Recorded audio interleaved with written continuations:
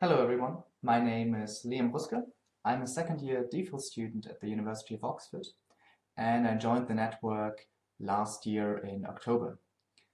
I'm working with Professor Julia Yeomans on the topic of active pneumatic liquid crystals, and in the following I'll try to give you a brief overview about the topic and about the connection between active pneumatic liquid crystals and biology. So, active pneumatics, what's that? I'm sure most of you are familiar with pneumatic liquid crystals. These are kind of a phase of matter between a fluid and a crystal. They act like a fluid. They don't have any positional order. However, they have orientational order locally. And one possibility to create a pneumatic liquid crystal which is active is by putting lots of microtubules, which are very long molecules, together and cross-link them with molecular motors. So what's going to happen if these molecular motors start walking is they push these microtubules relative to each other. So the microtubules exert an active force along their direction. And to actually make sure that this thing is two-dimensional, you sandwich this stuff between an oil-water interface. And if we observe what's going on is the following. And this is quite surprising, because the flows we see here look very turbulent. However, this is of the size of microns, so Reynolds number is nearly zero. We wouldn't expect to see turbulent flows at low Reynolds number.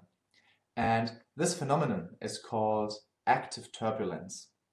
The main difference to classical turbulence is that this is an active thing, and the turbulent flows are triggered by the active forces of the microtubules. So one important thing here is, just like in passive pneumatic liquid crystals, we also get topological defects in active pneumatics. Topological defects, I assume most of you are familiar with this topic, are special points where the director field suddenly jumps. Around the defect core, it can either wind by plus pi or minus pi. Therefore, we call them plus 1/2 or minus 1/2 defects. And in passive systems, these things would just try to annihilate because they're associated with the bending energy and the liquid crystal doesn't want to be the bent state, so they just annihilate.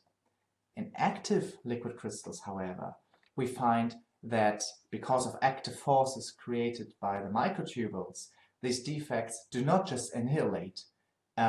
Since if we take out the flow field around these defects, it turns out that plus 1/2 defects actually move around the fluid. They act like self-propelled particles. The minus 1/2 defect also creates some flow fields, but there the active forces are close to balance, so they're kind of passive. So if we actually color all the plus 1/2 defects we saw before as green dots and look at the movie again, we see that this whole active turbulence can be described by just a bunch of plus 1/2 defects actively moving around through the fluid and thereby advecting the whole system. So that's nice, but you could ask, okay, is there something we can learn from this for actually real biological systems? The thing you see here is a layer of epithelial cells. These are cells which tend to form sheets, and these cells are active. They're pulling at each other, and they're also dividing. So that's an active system. And the flow fields you observe in these layers kind of looks turbulent, or at least it looks active.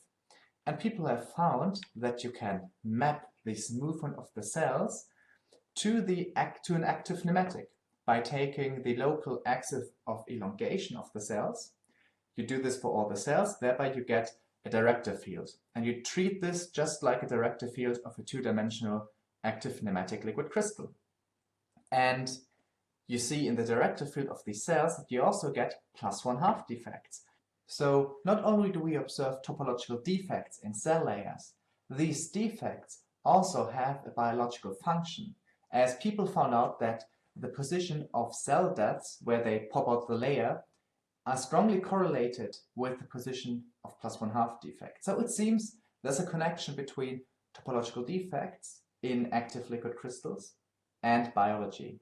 And what I would like to do in my PhD is to explore topological defects in 3 dimensions instead of 2, and also investigate possible connections between 3-dimensional active nematics and biology.